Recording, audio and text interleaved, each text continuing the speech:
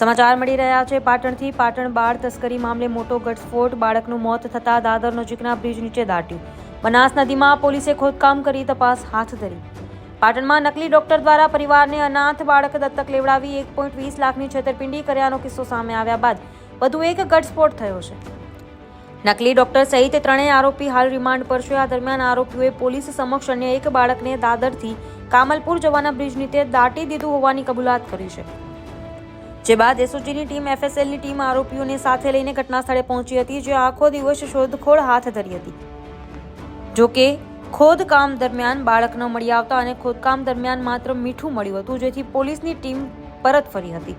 પાટણમાં બાળ તસ્કરી મામલામાં નવો ખુલાસો સામે આવ્યો છે. પોલીસ પૂછપરછમાં બાળક મૃત હોવાનું સામે આવ્યું હતું અને બાળકને બનાસ નદીના પટમાં દાટ્યું હોવાનું જાણવા મળતા પોલીસ સમીના દાદર ગામે બનાસ નદીના પટમાં ખોદકામ કરી તપાસ કરી રહી હતી.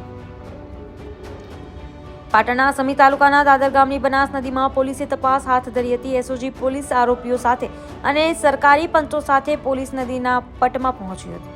તપાસ કરવામાં આવી રહી હતી, પરંતુ બાળક ન મળી આવતા ટીમ પરત ફરી હોવાનું જાણવા મળ્યું છે. મહત્વનું છે કે ત્રણેય આરોપીઓના રિમાન્ડ દરમિયાન આ બાળ તસ્કરીનું રેકેટ બહાર આવ્યું છે. બાળ તસ્કરી કેસમાં એક નવા બાળકનો ઉલ્લેખ થતાં પોલીસ તપાસ હાથ ધરાઈ છે. ત્યારે મૃતક બાળકને સમીના દાદર ગામે દાટ્યું હોવાનું સામે આવતા એસઓજી પોલીસ આરોપીઓ સાથે સ્થળ પર પહોંચ્યું, જ્યાં બાળકને દાટવામાં આવ્યું છે. તે સ્થળે પોલીસ કાફલો પહોંચ્યો હતો, જ્યાં સરકારી વિડીયોગ્રાફર, એફએસએલ ટીમ ઘટના સ્થળે પહોંચી.